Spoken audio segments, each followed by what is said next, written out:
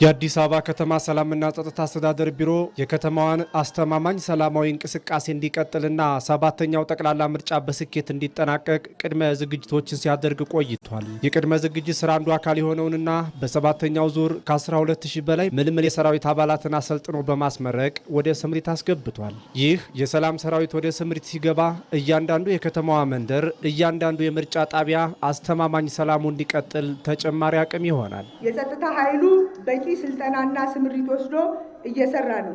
ህዝባችን የሰላም ጋሻና መከታ እንዲሆን ተደርጓል፣ እየተደረገም ነው። ይህም በመሆኑ ምክንያት በከተማችን የሚካሄደው ምርጫ ፍጹም ሰላማዊ ሆኖ ህዝቡ ያለምንም የጸጥታ ስጋት እንዲመርጥ ከበቂ በላይ ዝግጅት ተደርጓል። ምርጫን ሽፋን ያደረጉ ወንጀሎችን ቀድመን የምንከላከልበት የጽንፍና የሽብር ኃይሎችን የማምከን ትግላችንን የምናሳድግበትና መሰል ቁልፍ የጸጥታ ስራዎችን የበለጠ የምናጠናክርበት ወሳኝ ወቅት ላይ ነን። የአዲስ አበባ ፖሊስ ጠቅላይ መምሪያ ዋና አዛዥ ሌተናል ጄኔራል አስራት ደኔሮ እንደገለጹት ሰልጥነው አዲስ ወደ ስምሪት የገቡ አባላት ከነባር የሰላም ሰራዊት ከህዝቡና ከጸጥታ መዋቅሩ ጋር ተሰናስለው የሰባተኛውን ሀገራዊ ምርጫ ሰላማዊነት የሚያረጋግጡ ይሆናል። ሰላም ሁል ጊዜ ሁላችንም በንቃት ልንጠብቀው የሚገባን ነው። በየአካባቢያችን በእንደዚሁ አይነት በአማረ መንገድ የሰለጠናችሁ የሰላም ኃይሎችም በእጅ ለእጅ ከፖሊስና ከሌሎች ጸጥታ አካላት ጋር በመያያዝ ጸጥታው 100% የተሳካ እንዲሆን ቀን ለሊት 24 ሰዓት 7 በመስራት የተሳካ ሰላም እንደምታመጡ ባለሙሉ ተስፋ ነኝ።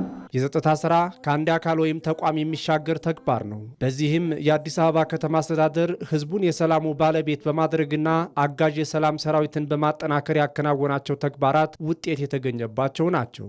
2013 ዓ.ም ጀምሮ ባለፉት 5 ዓመታት 200,000 በላይ ሰላም ሰራዊት አባላት ማፍራት ተችሏል።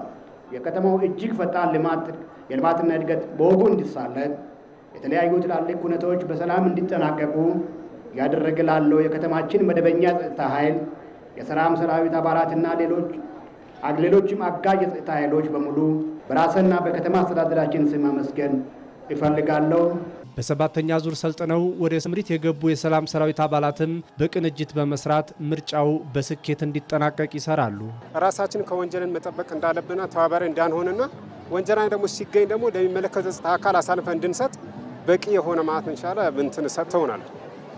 በዛ አግባብ ለመስራት እንግዲህ ሰልጥነን ወደ ስራ ተሰማርተን ዛሬ ተመርቀን ከነባር የሰላም ሰራዊት አባላት ጋራ ስራውን ያው እጅ ለእጅ ተያይዘን እንሰራለን ማለት ነው። የሀገራችንን እድገት ልማቷን ለማስቀጠል እጅ ለእጅ ተያይዘን እንሰራለን።